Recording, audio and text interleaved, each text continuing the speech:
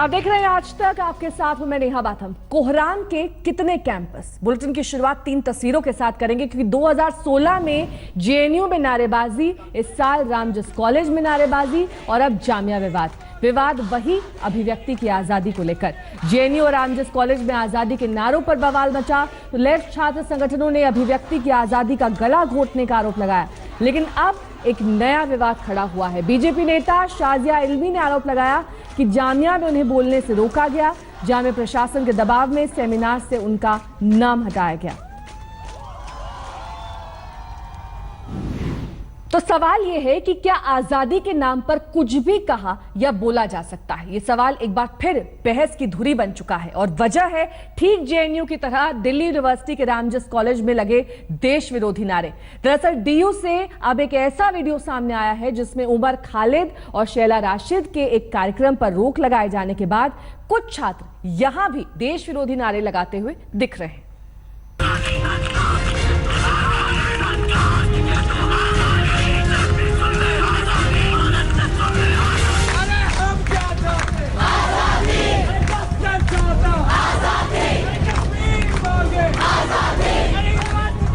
वही करतूत, वही हरकत और वही नापाक नारी।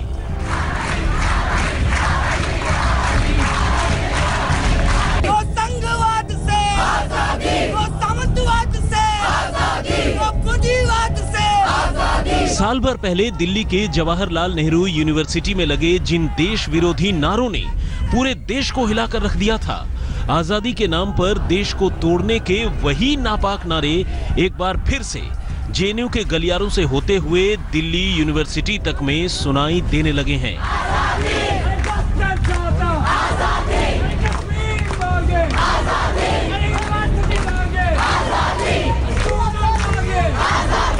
22 फरवरी की ये तस्वीरें हैं डीयू के रामजस कॉलेज की, जब डीयू के ही कुछ वामपंथी छात्र संगठनों ने उमर खालिद और शैला राशिद जैसे छात्र नेताओं को भाषण देने के बहाने बुलाया था।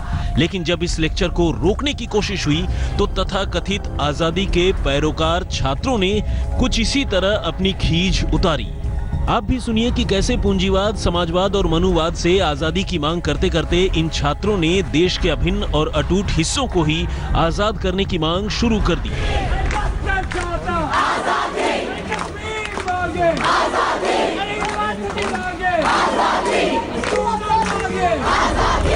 हालांकि फिलहाल इस वीडियो की जेन्युइनिटी यानी असलियत की पुष्टि नहीं हुई है, लेकिन सरसरी तौर पर तालियों के साथ साथ नारे लगाते छात्रों की इन तस्वीरों को देखकर तो कुछ ऐसा ही लगता है कि हाँ, ठीक जेएनयू की तरह ही यहाँ भी वामपंथी छात्र संगठनों से जुड़े लड़के लड़कियों ने देश को तोड़ने वाले नारे लगाए, बस्तर और कश्मीर को आजाद करने की बेतुकी बात की, जबकि दुनिया जानती है कि छत्तीसगढ़ का नक्सल प्रभावित इलाका बस्तर और हिंदुस्तान का मुकुट कहे जाने वाले कश्मीर भारत के अटूट हिस्से हैं और देश की तमाम सरकारों ने सिर्फ देसी ही नहीं बल्कि विदेशी मंचों पर भी इसकी मजबूती से वकालत की है।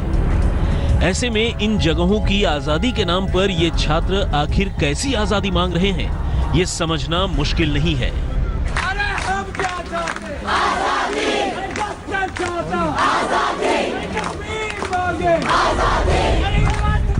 अब जब देश को तोड़ने वाले नारे लगेंगे तो उसका विरोध तो होगा ही। ऐसे में कुछ वकीलों ने दिल्ली की अदालत में डीयू में आपत्तिजनक नारे लगाने वाले छात्रों के खिलाफ कड़ी कार्रवाई की मांग करते हुए एक याचिका दाखिल की और नारे लगाने वाले छात्रों को जेल भिजवाने की मांग की। हमने कोर्ट से जो मांग की है कि जिन लोगों ने देश के खिलाफ नारे लगाए, देश को तोड़ने का षड्यंत्र रचा, उनके खिलाफ एफआईआर दर्ज करी जाए। उन सब लोगों के खिलाफ सख्त से सख्त कार्रवाई करी जाए ताकि पूरे देश में एक मैसेज जाए कि चंद लोग जो देश को हाईजैक करने की कोशिश कर रहे हैं और देश के खिलाफ जो षड्यंत्र रचे उसके खिलाफ इतनी सख्त कार्रवाई हो। रामजस कॉलेज में हुए दो गुटों के संघर्ष से ठीक पहले का एक वीडियो अब सामने आया है। इसमें साफ देखा जा सकता है कि किस तरह से कुछ छात्र देश विरोधी नारे लगा रहे हैं। अब इस सिलसिले में दिल्ली पुलिस ने जांच शुरू कर दी है। बाकायदा पुलिस को इस सिलसिले में कई सबूत मिल रहे हैं। साथ साथ पुलिस के पास कई इस मामले में वीडियो फुटेज भी मौजूद है। सभी सबूतों की बारीकी से जांच की जा रही है। आपको याद होगा कि ठीक 1 साल पहले यानी फरवरी 2016 में जेएनयू में भी कुछ ऐसे ही नारे लगाए गए थे।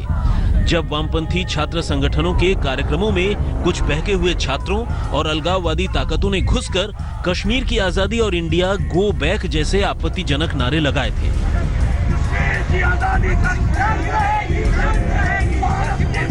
इसके बाद जेएनयू छात्र संगठन के नेता कन्हैया कुमार को भी गिरफ्तार कर लिया गया था, लेकिन अभी उस मामले पर अदालत का फैसला आने से पहले ही एक तरह से डीयू में फिर से वही हरकत दोहरा दी गई और अब इन हालात में अभिव्यक्ति की आजादी के नाम पर कुछ भी बोल जाने को लेकर एक बार फिर से बहस की शुरुआत हो गई है। आज तक ब्यूरो। पुलिस मुख्यालय से एबीवीपी के प्रदर्शन का जायजा लिया आज तक संवाददाता चिराग गोठी ने। इस वक्त हम पुलिस हेडक्वार्टर्स पर मौजूद है। यहाँ पर एबीवीपी का जो प्रोटेस्ट है वो स्टार्ट हो चुका है। आप देख सकते हैं काफी संख्या में एबीवीपी के कार्यकर्ता यहाँ पर मौजूद हैं और बाकायदा उनके हाथ में झंडे हैं और कहीं ना कहीं सबका जो विरोध है वो यही है कि चार्जशीट इसमें क्यों फाइल नहीं की गई। जिस तरह से जेएनयू मामले को तकरीबन 1 साल बीत चुका है और इसमें जाहिर तौर पर अभी तक पुलिस जो है वो कंक्लूजन पर नहीं पहुंचे। चार्जशीट फाइल होगी जिसके आधार पर ये साफ होगा कि दरअसल उस दिन जो है क्या क्या हुआ था। तमाम वीडियो फुटेज पुलिस के पास है, बावजूद इसके यहाँ पर चार्जशीट फाइल नहीं की गई। हमारे साथ एबीवीपी के कार्यकर्ता मौजूद, उनसे बात करते हैं। आप ही बताइए कि यहाँ आपका प्रोटेस्ट है, 1 साल हो गया, चार्जशीट फाइल नहीं हुई, क्या कहना है इस पर? जी देखिए, जिस हिसाब से पहले जेएनयू में हुआ, अब रामजस में हुआ, ये घटना पूरे देश के सारे विश्वविद्यालयों में होते जा रही है और हमारे देश के सभी विश्वविद्यालयों को अपमानित करती चली जा रही है। 1 साल हो गया, उस पर चार्जशीट फाइल नहीं हुई है। हमारी दिल्ली पुलिस से कड़ी मांग है कि कार्रवाई करें और तुरंत के तुरंत चार्जशीट फाइल करें। ये साफ है सब।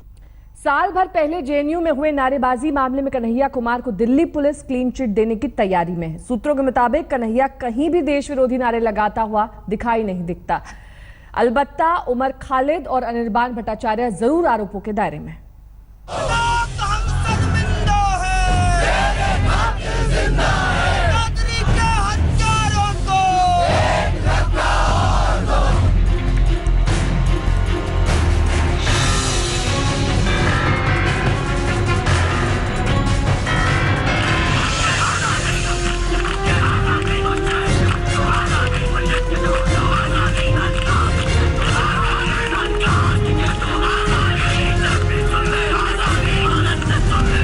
साल भर पहले जेएनयू में लगे इन देश विरोधी नारों के हिसाब का वक्त अब करीब आ गया है। हिसाब यानी अदालत में दूध का दूध और पानी का पानी करने का वक्त।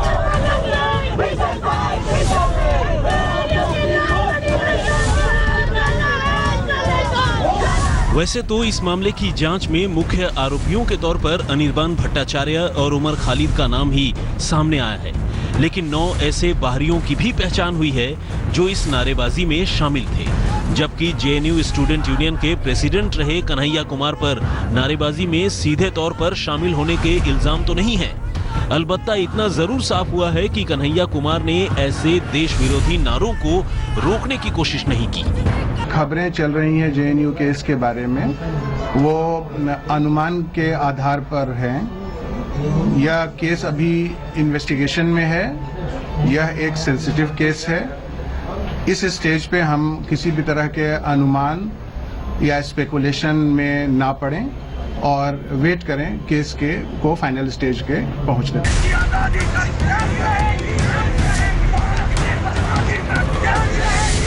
पिछले साल 9 फरवरी को जेएनयू के कुछ वामपंथी छात्र संगठनों ने अफजल गुरु को फांसी दिए जाने के खिलाफ जेएनयू में एक सभा का आयोजन किया था और इसी सभा के दौरान देश विरोधी नारे लगाए गए थे। इसके बाद इन नारों के एक के बाद एक कई वीडियोस भी सामने आए।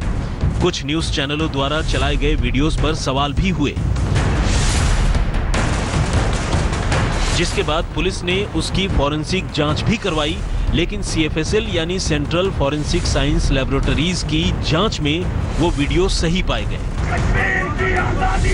आज तक को सूत्रों से मिली जानकारी के मुताबिक इस मामले की तफ्तीश में पुलिस ने जिन 9 बाहरी लोगों को जेएनयू में नारेबाजी करते हुए पाया, वो सभी के सभी कश्मीरी थे। इनमें कुछ कश्मीरी छात्र हैं, जबकि कुछ और अलग अलग पेशों से जुड़े हुए लोग। हम नारे लगाते हैं लेकिन देश के खिलाफ नहीं, देश की सरकार की जो एंटी पीपल पॉलिसी है, जन विरोधी नीतियां हैं, उसके खिलाफ नारे लगाते हैं। हम बार बार कहते हैं कि हम नारे लगाते हैं देश की बेहतरी के लिए, देश को कमज़ोर करने के लिए नहीं। और हमारा जो संघर्ष था और जो संघर्ष है वो इस देश की यूनिवर्सिटी को बचाने के लिए है, जेंडर जस्टिस और सोशल जस्टिस को इंश्योर कराने के लिए है, रोहित वेमुला को न्याय दिलाने के लिए है, नजीब को वापस ढूंढ को लाने के लिए है। इस मामले में पुलिस ने जेएनयू प्रशासन से जुड़े लोगों, जेएनयू के छात्रों, एबीवीपी के सदस्यों, डेमोक्रेटिक स्टूडेंट्स यूनियन से जुड़े छात्रों और कुछ सुरक्षा कर्मियों को गवाह बनाने की तैयारी की है। इस मामले में पुलिस ने कन्हैया कुमार के अलावा उमर खालिद और अनिर्बान भट्टाचार्य को गिरफ्तार किया था और फिलहाल ये सभी के सभी जमानत पर आजाद हैं। आज तक ब्यूरो। एक साल पहले देश विरोधी नारे लगाने के मामले में दिल्ली पुलिस ने कन्हैया कुमार को क्लीन चिट दे दी है। इस मामले में हमारे सहयोगी जावेद अंसारी ने कांग्रेस नेता सलमान खुर्शीद से बात की। क्या कुछ कहना था खुर्शीद का, आइए आपको दिखाते हैं। हमारे साथ हैं पूर्व केंद्रीय मंत्री और वरिष्ठ कांग्रेस नेता सलमान खुर्शीद साहब। सलमान साहब, इंडिया टुडे और आज तक ने एक छानबीन की जिसमें पता चला कि 1 साल हो गया है लेकिन कन्हैया कुमार और उमर खालिद के खिलाफ कोई आज तक चार्जशीट नहीं हुई। उन पे भारी गंभीर आरोप हैं देशद्रोह के। क्या ये मौका आ गया कि इस कानून पे फिर से इसको देखा जाए, इसमें कुछ फेरबदल की ज़रूरत है? देखिए, अगर इंडिया टुडे ने ये प्रयास किया है कि जो भी तथ्य हैं और जो इस संदर्भ में जो भी सत्य है वो जनता के सामने रखें, तो मैं आपको बधाई देता हूं इस बात के लिए। और मैं ये मानता हूं कि जहां भी अपनी बात कहने का अधिकार हमारे संविधान में हर व्यक्ति को दिया गया है, हर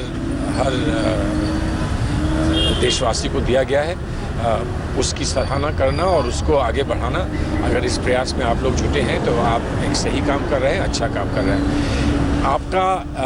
आपकी जांच से जो ये सामने आई है बात, ये तथ्य सामने आए हैं कि इतना समय हो गया, साल भर हो गया, आज तक कोई चार्जशीट फाइल नहीं हुई। आज तक आरोप बहुत सारे लगे लेकिन कोर्ट में आरोप पेश नहीं किए गए।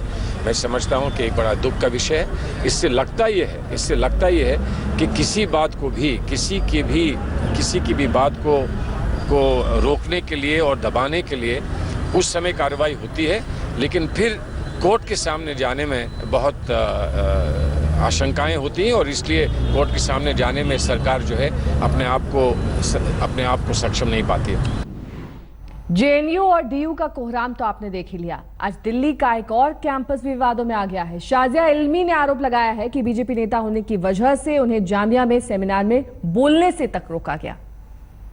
इतना ज्यादा ऑर्गेनाइजर्स पर दबाव डाला गया। ऑर्गेनाइजर्स ने ट्रिपल तलाक पर एक सेमिनार रखा जो एकेडमिक किस्म का था। उसमें कई तरह के पॉइंट्स ऑफ व्यू थे, मेरा भी अपना पॉइंट ऑफ व्यू उसमें आना था। लेकिन दोनों तरफ से, एक तरफ स्टूडेंट्स की तरफ से मुझे बताया गया कि कि सेमिनार रूम के सामने इतना धक्का मुक्की रही और ये लोग खड़े हुए थे कि अगर मैं आऊँ तो मुझे खदेड़ा जाए, मेरे साथ बदसलूकी की जाए। और उधर ऑर्गेनाइजर्स के ऊपर वीसी से लेकर प्रोवोस्ट तक का मैसेजेस आए और बाकायदा कहा गया कि अगर शाजिया इल्मी ऐसे मौके पर आएंगी तो माहौल खराब होगा।